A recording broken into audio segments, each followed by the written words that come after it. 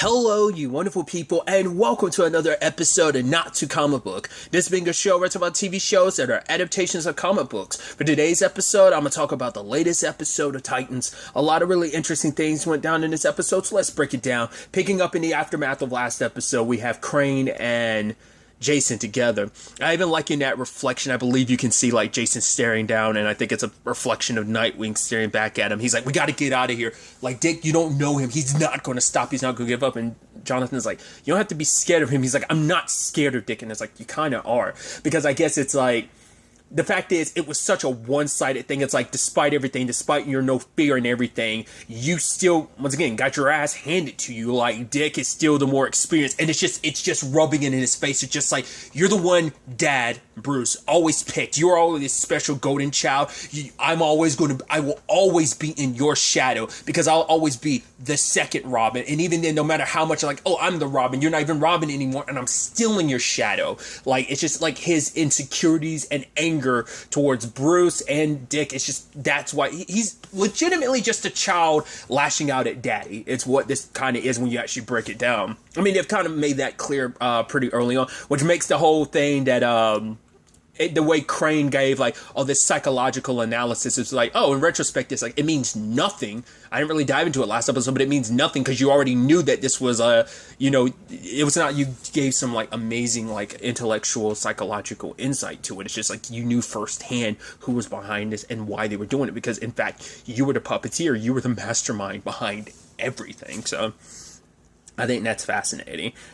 But it's interesting, too, to know, like, the end goal is to basically terrorize Gotham, show it true fear, and then when it doesn't have anyone to save it, they'll come, like, what, like, I'm wondering, like, is the plan going to be, like, is it going to be a situation of you terrorize the city as Red Hood, and then Red Hood mysteriously dies, and Jason may be reborn? I don't know, I doubt he'll do it as Robin, but, like, how do you skirt around that? Like, I mean, I guess like other than like I don't know how you turn the city around on you when you terrorize it like this. Like, you're pulling like almost like a Lex Luthor thing of like, oh, I'm gonna cause some issues and then I'm gonna be the savior at the end of the day. Like, you're doing that, but I'm like, I don't know how you do that. Like, not unless Jason reinvents himself as something else and rises up and it's like, oh, here, look, oh, here's Red Hood, he's dead. I saved you. Back with Jonathan Crane, like, oh, he's redeemed himself. He's not the villain that he was once known as, Scarecrow. Like, he's something new. We're the savior. That's also the thing of like, I never expected Jonathan to be the one to be like all about saving the city, but I guess it's like, it's part of like a grander plan to just taking control, like submerge, like being able, the intoxication of knowing that you're drowning this entire city in terror and fear, like that, you kind of getting off on that in its own right, but to be also heralded as its hero, because I think it's also his biggest middle finger to Batman, because it's like, right, you've been this city's symbol of hope and saving them from fear, and it's like, now I'll be that. Just, you're gone, you've been run out of Gotham, so now I think it's, for him, it'd be the perfect poetry to be working alongside his child, his son, and end up doing all that Batman failed to do type of thing. I don't know. It just, there's definitely an evil agenda here, like disguised as altruism, but Jason's so deluded in just his need to be better than Dick, to show Bruce that he's not afraid, that he's not broken. How Bruce bitched him from the whole Robin thing, because it's like, right, because he's been having these nightmares for like the past 3 weeks. Could we rewind to like him coming back to Gotham? And it's like, Bruce is like, you're not ready to kind of jump back into this unless you see Leslie Tompkins, which I'm like, at first I'm like, when I hear that name, I'm like, it sounds so familiar. I'm like, where do I know that name from? I have to look into it a little bit more. But I'm curious, is she like a therapist for all superheroes? She's Bruce's therapist. She knows all about the Batman thing. She knows about Jason. I'm wondering, did Dick ever have to visit her? Did Barbara ever have to visit her? Makes you wonder. But the reason why I was thinking, like, I wonder, is she like a therapist to all the superheroes? Because she would tell Jason, like, hey, maybe if you come back, I'll tell you a story about Superman. I'm like, oh, so this, I mean, all superheroes going to need therapy. Like, this is going to wear you down. But especially the Gotham-based heroes are definitely going to need therapy, because that's a whole conversation itself we'll get to later on. But I was about to say, like, I wonder if she like therapist to the superheroes. Like I said, maybe she isn't significant. Maybe she is more so like Batman orientated and not just greater DC universe orientated. Or maybe she is. Like I said, I'm gonna do some research after this recording, and then like any findings I'll include them in the comments down below, like I did with like what I found out about Stephanie Brown. But other than that. Obviously Jason not too keen on the thought of therapy, because for him it's like, yeah, he was sent to like shrinks and stuff like that. They prescribed him medication, but his foster family got to the pills before him, so he never took them. So who knows if they actually work. But it's just kind of showing like how the system has failed Jason. And that's the sad thing, like that's the reason why Jason is where he is. He's lashing out because he's a young man that's angry, and being Robin wasn't the best solution. Bruce thought he was doing the best thing for Jason by giving him an outlet, giving him, but it's like, right. I thought it was really interesting the way Leslie broke it down, where she was basically like, Jason is who you really are. Robin is just basically the projections of a man with, God, what was it? She was saying a personality disorder. So they're basically like, Bruce is just projecting them, like Robin is just nothing more than a ghost. It's not something concrete. It's a construct. So wouldn't you rather be yourself, a real person, rather than being Robin, this construct that's not even something you made up? It's someone with major issues, that being Bruce, brought up. I also think that's such an interesting thing. Maybe that's always been something in the background of like a lot of stuff, but I feel like that's only been a more recent thing. I feel like when a lot of people more recently have been diving into the psychology of Batman being kind of a whack. Like, it's always been there to some extent, but I feel like it's become an even bigger thing. Maybe it has something to do with like the bigger conversation about mental health and stuff like that. So maybe now that is more of an open conversation. Maybe that kind of allows the nuance of like, yeah, Batman's a little crazy. You have to be crazy to dress up like a bat and, fight people, because it's not like you have superpowers. Your only superpower is being rich, and obviously being well trained by some of the most skilled martial artists in the world. But you get what I'm trying to say. Like, it is. I feel like that's a conversation that I don't ever really remember too much growing up, about the craziness that is Bruce Wayne and kind of how psychologically messed up he is. Which, when you have someone psychologically messed up at helm, of course everyone under his wing is going to be psychologically messed up in some shape or form, especially when they came with their own like baggage and psychological damage. It's like he tried to find a way to help them move forward, but it's like maybe he did more harm than good. He just tried to help them with like, because he kind of tried to treat it like a one-size-fit-all type of thing. It's like, this helped me. Whether it really helped him or not, that's another question. But it's like, right, these respective Robins and stuff like that, he thought like his situation could help fix them. Probably the same thing for Barbara as well. But nevertheless, we did learn a lot of interesting things about Jason. One, his mom OD'd. Two, his dad was killed by Two-Face.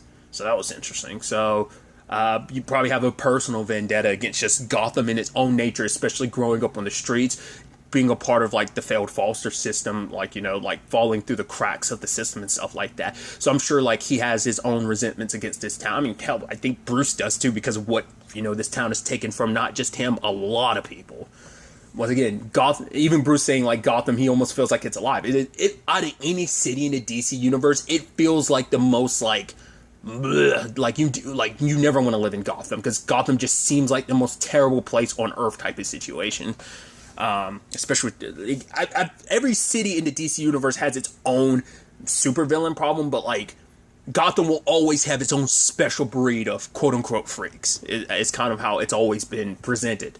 But it was interesting finding out that Leslie was actually a colleague of Jonathan. So that's like how we ended up connecting the dots between like Jason to Jonathan Crane. But he actually, when she found out what he was doing, he used the fear toxin on her, and if it wasn't for Bruce, she would have died. And hearing that, it's like, right, she shared her stuff, and then eventually Jason ended up opening up about his, because it is a situation of like, she understands fear. It's like, but he's like, why? Having been through what you've been through, like, what makes you a good therapist? Because she's like, and I'm honest. that's it. Because if I'm being honest about my own shit, because therapists don't make the best therapists for themselves. You know, that's always the thing of like doctors should never be their own doctors. They make the worst patients type of situation. Because what kind of spiraled all that out was because Jason met with his friend Molly, who's played by Eve Harlow. Most recently, I think the most recent thing I saw her in was in the short-lived show Next, but I've seen her pop up in a multitude of things. Which, interesting-wise, this is she's been in both Marvel and DC. Marvel, she was in one season of Agents of S.H.I.E.L.D., as a recurring role, so it's kind of interesting to see her on the other side of things in the DC show, so that's pretty dope. But obviously, like, I want to say, like, the 100 might have been the first thing I ever saw her in. It's Mia. I think season 2 was, like, the first time she popped up, I believe. Regardless. So there's that.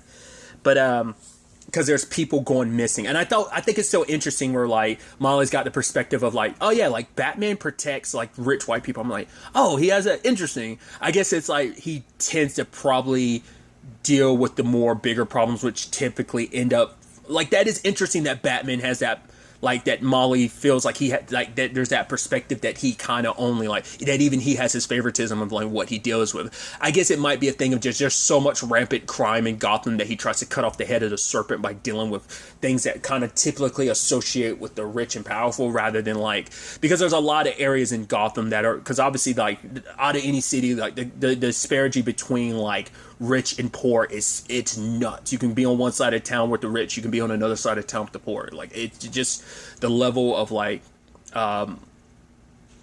where people stand money wise is just crazy in Gotham. But I was like, I just thought that was such an interesting point to point out, because, like, you would never think that'd be a thing. You think it'd be all across the board, but maybe there's kind of, like, finer details of why that kind of is. Like I said, maybe it's kind of cutting off the head of the snake type of thing. Well, whatever. Jason feeling cocky, being like, no, I'm gonna handle this, because this kid went missing, and this dude's a right hand, like, at least he's working under Joker. So Jason thinks he's on top of it. He's, like, acting all tough towards the guy. The guy's like, oh, you haven't spent enough time inside to, like, look at me like that. Which Jason's like, you have no idea what I've been through. But the moment the gun gets pulled on him, he gets triggered to everything that went back in San Francisco, which he doesn't tell, because it turns out Molly doesn't know he's Robin, so she just knows he left San Francisco. He's like, oh, I got bored, that's why I came back. But she's like, she could tell something was different about him. She just wasn't quite sure. But Jason proceeded to get the crap beat out of him just because he was so caught off guard. Like, and that's the most frustrating thing for him. It's like, I'm Robin. This is some punk goon, and I couldn't take him down. Like, I froze. I got caught off guard. It's like, no, I'm slipping. So that's what made him decide to kind of give the therapy stuff an actual, well, that plus Bruce calling him son. And I'm like, yeah. He's like, oh, because for Jason, it's like, oh, you think I'm your son? He's like, yeah. And I'm like, oh, which also you're like, did he have those same conversations with Dick? I mean, everyone has kind of picked up those mantles, have been kind of children to his. I'm sure he thinks of Barbara almost like a daughter in some shape or form. I think a lot of them kind of, I mean, to be fair, like, for Dick as well as Jason, he filled the role of a father figure. Probably not as much so for Barbara, because her dad was already still alive, so that's why I think she kind of got away from, like, not as, she's messed up in her own right, but I think she doesn't necessarily have the same psychological scars that maybe Dick and Jason have in the long run, because they looked to him as a father figure. Like, he was the only thing they had to latch onto. She at least had her dad, like, I mean, Jim Gordon, to, like, hold on to. So I think that in itself speaks volumes. Then we got to get a look at the Bat Trophy case, which I think is it's always nice when, like, Batman related stuff, well, superhero stuff in general, gives you an opportunity to, because you see it the most with, like, Batman related stuff, where you get to see, like, the trophy case of all the, so it's like, right, we see the dummy Scarface from the ventriloquist, we see McCoy, most likely gotta be Harvey, Two-Faces, then what was the all Joker's cards, there was a sword, which in my mind was immediately like, Ra's al Ghul? That seems like that might be like a League of Assassins / League of Shadows thing, but I could be mistaken, because at first I was like, well, the only person that comes to mind is Katana, but she uses a literal katana, so I doubt that, but I could be wrong. Like I said, just first thing that came to my mind is a Ra's al Ghul type of thing, but, I could be mistaken. And then I saw the goggles. I was like, Catwoman? Then we saw the whip. I was like, okay, Catwoman. Even later on, Bruce making a joke of, like, right, so and so is like gassed up, and if she's into cats, run. I'm like, okay, so obviously you and Catwoman have had your tryst. It makes you wonder, since you have her gear, either she's retired or she's in Blackgate or Arkham 1 at this point in time. So in this continuity, so that's interesting.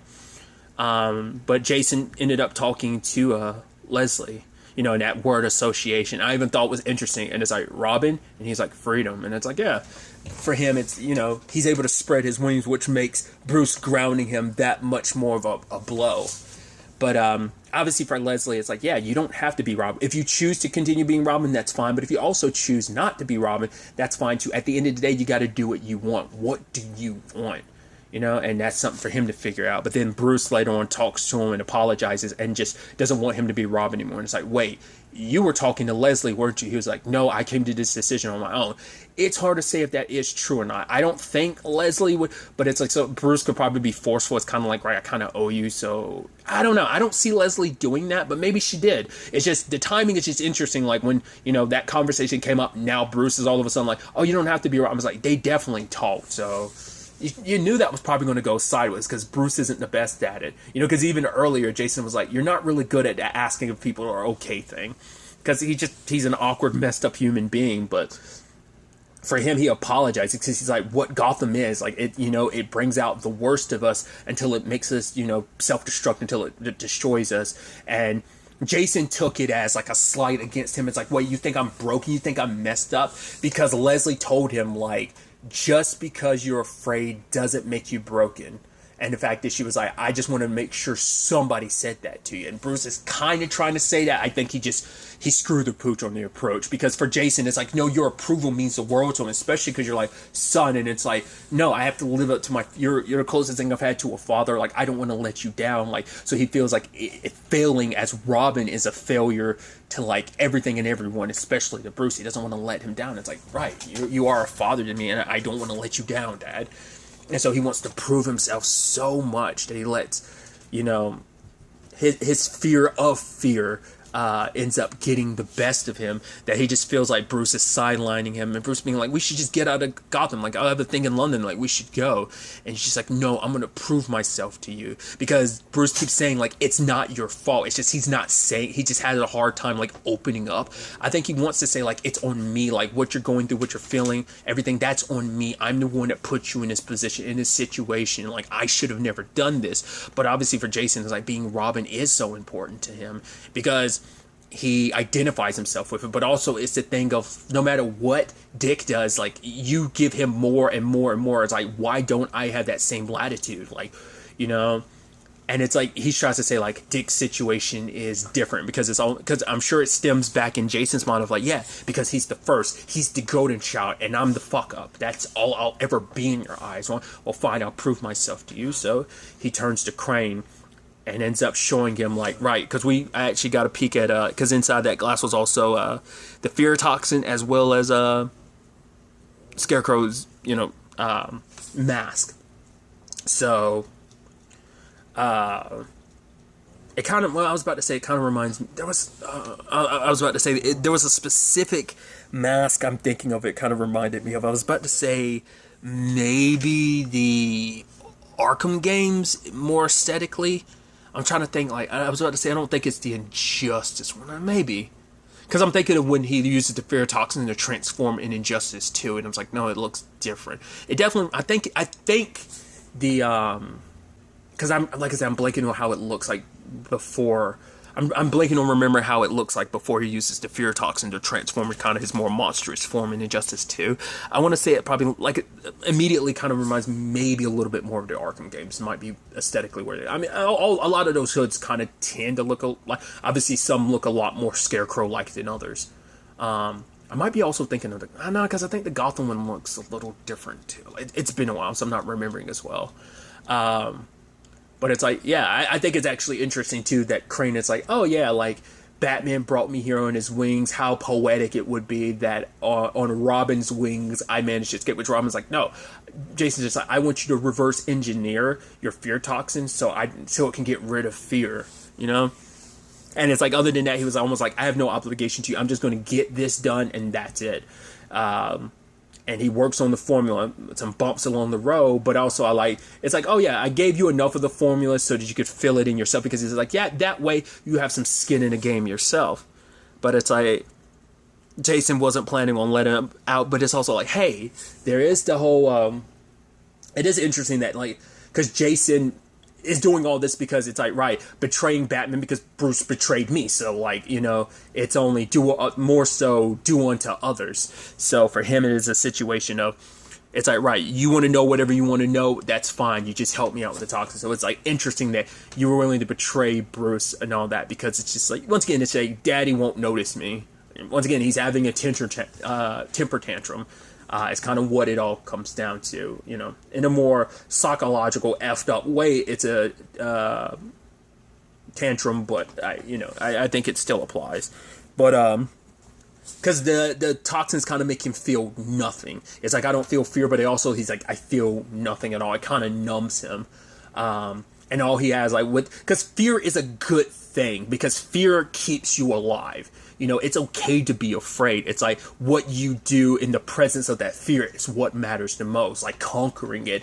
But if you, like, succumb to it and try to numb yourself to it, you're liable to make stupid mistakes like he did. Like, your fear keeps you alive. It keeps you on edge. And when you numb that and just all you have is your ego driving you, you know, that ends up happening, I think, with Jason. Because Scarecrow's the one that suggested, like, hey, like, you want to prove yourself, all you have to really test it out, you have to go up against the Bat's #1 enemy, the Joker. That's why he went after Joker specifically, because it's like, right, if I can bag this prize, it can show I'm no longer afraid and I'm top dog. Like, I can prove myself to Bruce. I can prove myself to, more so than anything, prove to himself that he's, you know, because I think he has a very low self-opinion of himself. So, but obviously Joker kills him, and then, like, obviously when Crane finds out about it, he smiles. I'm like, okay, so that was all part of your plan. You wanted him to go to toe-to-toe with Joker because you knew he would get killed in the process. So he has the moment Jason's body, which we got to see his face. I was like, Jesus, because like the only thing I've ever seen of Jason comic book wise is after Bruce picks up his body after Joker did with it, like being a bloody mess. Like, I don't know if I know it's pretty graphic in the comic, but I don't know if it's that graphic that we see his face messed up. Borderline on some, like, Two-Face is just how messed up his face is. It's like, Jesus, that's brutal. I don't know if it gets that gnarly, but I just remember, like, Bruce picking up and holding Jason's, like, bloodied body, like, from a comic book panel. That's all I know of it, so I don't know if that look of his face is straight out of the comics or not. And he gets dumped in a pool of liquid. I'm like, is that supposed to be the Lazarus pit? But then we find out later when it is. I was like, oh, he's like, yeah, like, even Bruce doesn't know about this little bit of the gift from Ra's al Ghul. It's like, okay. I was like, so that's interesting. Because I figured as much, like, someone being resurrected in the DC universe, specifically in Gotham. I was like, sounds like the Lazarus pit. But, so it is that. I was just actually surprised because I was like, oh, it's blue. I mean, I think most things I see it in, it's green. Like, the animated series, it was green to my recollection. In Arrow, it was green. I want to say in Gotham it was green too, but I could be misremembering it, so it's been a while. But I was like, huh. So that's interesting. So, like, he had planned this all out, because I guess it's like, right, if I brought you back from the dead, it works in twofold. One, I'm the one that was able to do something for you that even Bruce couldn't. Two, you know, and so for one, it kind of makes you a little more indebted to me. But two, also, like, you face the greatest fear of all, death. It's like, now you have nothing to fear because you've already died and come back. Like, what's left to fear? You no longer have to fear death anymore. So it's that twofold, and now it just and he upped the concoction. We have no idea what he did, and maybe he added something to it to make it easier for him to sway and control Jason. So it's like, it's all part of his plans. And I was like, right, you know, be the mirror that Gotham stares at itself back in, Reign of Terror, be the Red Hood. And he goes after the guy that's working for Joker, and he ends up finding Diego and bringing him back to Molly, which Molly was, like, worried for him. He's like, are you always, he's like, still trying to save me? And she's like, always. And he was like, don't worry, it's going to get worse before it gets better. But, you know, it's like, right, the city owes us so much. So many people that were kind of lost and forgotten. The city's taken from so many people. You know, we're going to make it pay. And then, but it's kind of like a rising from the ashes will be a new Gotham like never before. Like, I'm going to succeed where Bruce has failed for so many years, where even the Titans can't succeed. So kind of understanding more and more. Now she is aware of, like, right, what Jason went through, because obviously she had to be aware of, like, she knows that he lived with Bruce, and I don't know if she ever found out about him being Robin, like, in that process of knowing, like, oh, Robin was killed by the Joker. So who knows who was really there to know about. We know Tim knew, but we didn't know, like, whether Molly knew about the whole thing of, like, so she had to have known it was Jason was dead, but I don't know if she put two and two together in that regard, or whether Bruce, like, opened up about whatever the case may be. I'm curious to see where Leslie stands in all of this, considering, like, she might blame herself, or, like, well, she might even blame Bruce even more, because it's like, right, you pressured me into giving you this information. Like, if you hadn't been so, like, outward about, like, me telling you stuff, maybe things wouldn't have spiraled to what it was. Also, like, you know, from a professional standpoint, I should have kept that to myself, because that's the whole point of the therapy, doctor-patient confidentiality, except when it comes to Bruce, who's kind of, you know, probably very forthright about getting, like, whatever answers he wants, because I'm sure he tried to justify it, but being like, right, the more I know, the more I'm well equipped to handle and do whatever it's necessary to help Jason through all this. But in his attempt to help, he just made it worse, you know. So, to be fair, you know, he now knows, like, right, that was the whole point, too, of, like, he doesn't want to make a mistake again. And he's like, oh, I'm a mistake. It's like, no, how he handled things was a mistake. And just history is repeating itself all over again, because it's like, no matter what I do, I can never be good enough. I can never do good enough when it comes to my kids, you know. So, it's definitely going to be interesting to see where everything ends up taking us going forward from here. But really, that's all I'm going to talk about. Till the next time we meet, be happy, be safe, live life to the fullest, and enjoy it. Good day, and goodbye.